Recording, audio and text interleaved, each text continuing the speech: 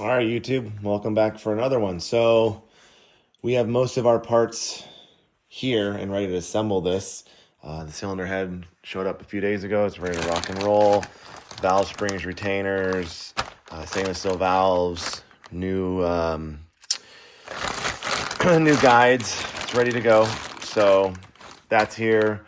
And I'm going to start by putting this oil pump on and getting that going. I have everything organized the best I can over here and laid out. And now we just need to put it back together. And we're going to just start with the 4-piston oil pump that we have here, the windage tray, get the gear on, and then go from there. So everything looks to be in order here. So I'll start with this guy and then get the pump and the gear on and then go. So the first thing we have to do is get a bolt that can go in there to block that oil passage. If not, we don't have any oil pressure. So I have one off of the old engine that I use. I'm going to clean that up, Honda bond it, and get it back in there, and then that'll be good to go. So can't forget that step. Okay, so our 12 millimeter is installed. I put Honda bond on the threads as well as the face of the washer, and you can see I have a little bit of seeping out that I cleaned up. So that's ready to go. Now we can add the windage tray here and get these 10 millimeter bolts in here.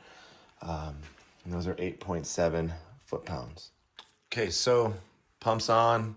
These are all torqued to spec. I got the chain on with the gear. This is the DC lower gear as well as their chain and a 4-piston ported oil pump. We were seeing, 95 PSI when it was in the NA form. So this pump definitely is legit. So guys, I can't stress enough to get a torque wrench and hit everything to spec. That way you just know, peace of mind. So now we're gonna get the oil pump tensioner on here to clean up this slop here. Okay, so windage tray is on, pumps on with the chain, ready to go. And I discover a little bit of a problem. So after I got this all bolted up and ready to go, I started kind of, just turning the crank over, and I noticed I was making some contact with the windage tray here. And if you listen, it's ever so slight. Let's see. Right there. Right there. Right there. So that's not gonna work. This is the OEM windage tray for the Type S. It came in the kit from 4-piston. I did not have an issue with this when I put it on the stock K24 bottom. So my only thought is either these rod caps are much bigger than the OEM ones, or maybe the windage tray is misshaped a little bit. Maybe it got bent during shipping because it's only been sitting on the bench since I pulled it off. But the bolt holes do line up perfectly still, so I'm doubting it's bent. So a couple things. I know it's not the rod bolts hitting. Confirm that. It's just the top of the cap right there, ever so slightly.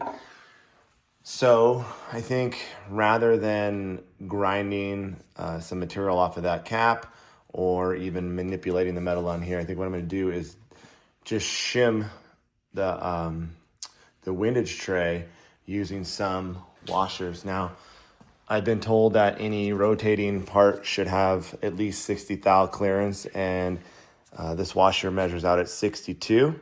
So I think we should be okay, and I don't think this will cause any issues by just, elevating it off of the deck that much. So we have plenty of room there. I think we should be okay without having to notch anything.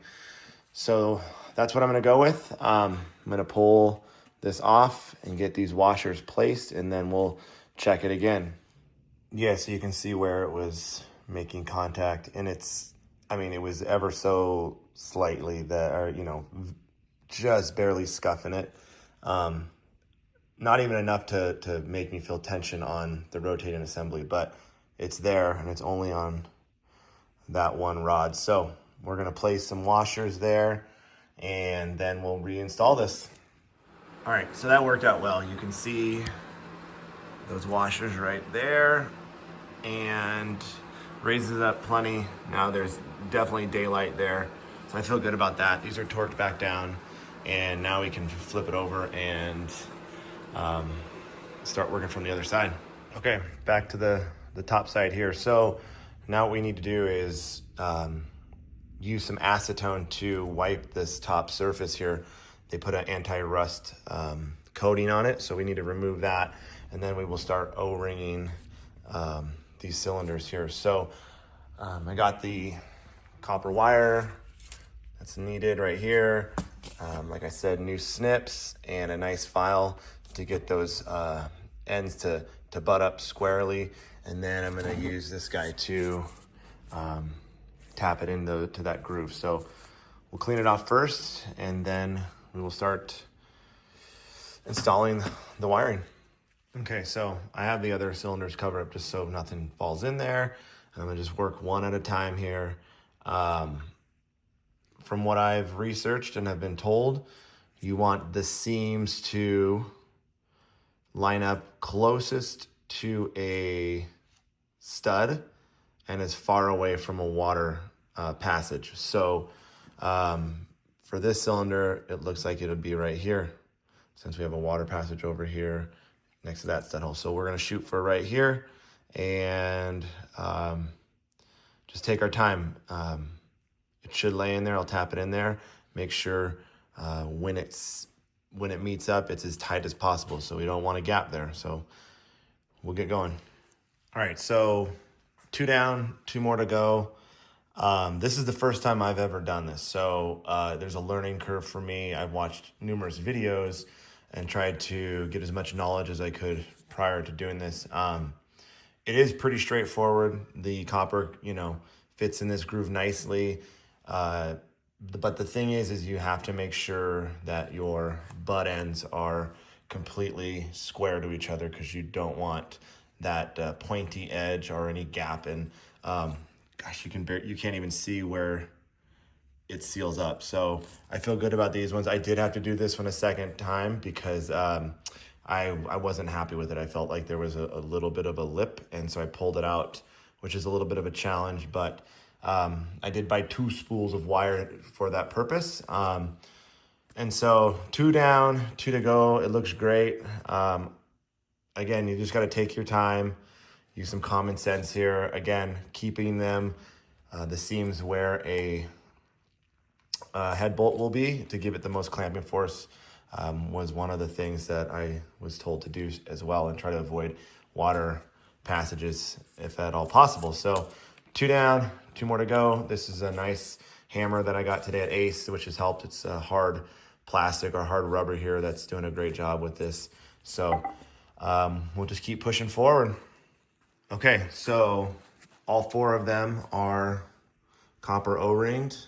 And to be honest, I had to do a couple of them twice just because I wasn't happy with it. And this is my first time doing this, so there is a learning curve, but once you get the hang of it, it's pretty simple to do, but they turned out great. You cannot even see where the seams are, which is the way it's supposed to be. So now this is ready to go. I'm gonna clean this up and get it ready for the installation of the head studs, is the gasket and the head. So I'm gonna wrap this video up here because I don't want these to be too long. And so in the next one, I'll be putting on the cylinder head and the cylinder head components. So thanks for watching.